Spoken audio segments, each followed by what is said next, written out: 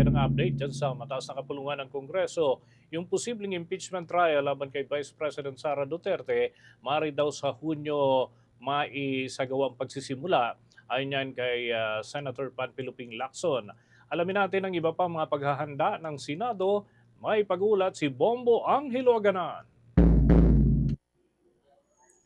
Bombo Dennis, Bombo Ever sa ating patuloy na pag-antabay dito sa Senado. Posibleng sa Hunyo pa magsimula ang paglilitis sa impeachment complaint laban kay Vice President Sara Duterte kahit pa na agad mag-convene ang Senado bilang impeachment court sa oras na matanggap ang articles of impeachment mula sa Kamara.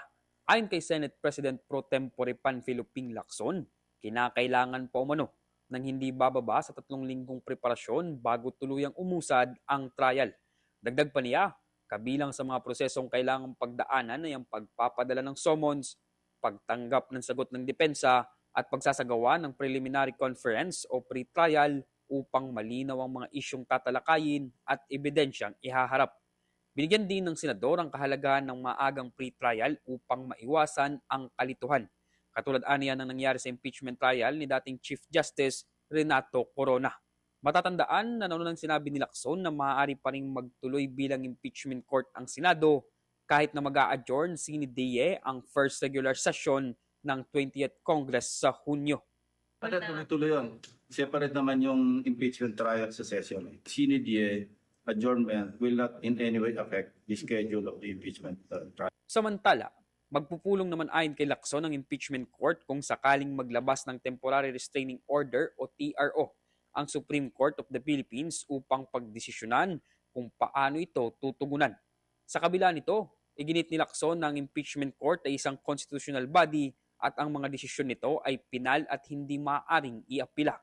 Kaugnay nito, nagsasagawa na ang Senado ng mga paghahanda sa posibleng paglilitis, kung saan matatandaan na sinabi ni Senate President Vicente Tito Soto III na dapat manatiling impartial o walang kinikilingan ng mga kapwa-senador bilang isang senator judges sa posibleng impeachment trial. Dapat ang mentality namin hindi ganyan.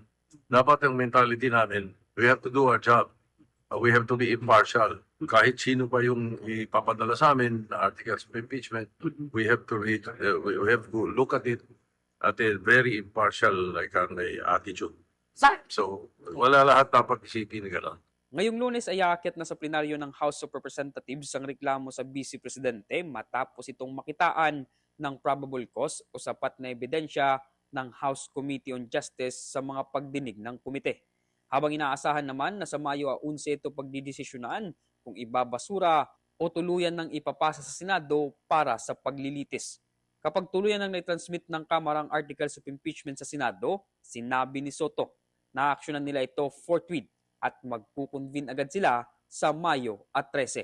Para sa Bombo Network News, ako si Bombo Angelo Aganan, and this is Bombo Radio Philippines, the #1 and most trusted source of news and information. Basta Radio, Bombo! For the most trusted source of news and information, visit our website at www.bomboradio.com. Follow us on Bombo Radio mobile app, Facebook, YouTube, TikTok, and X, formerly Twitter.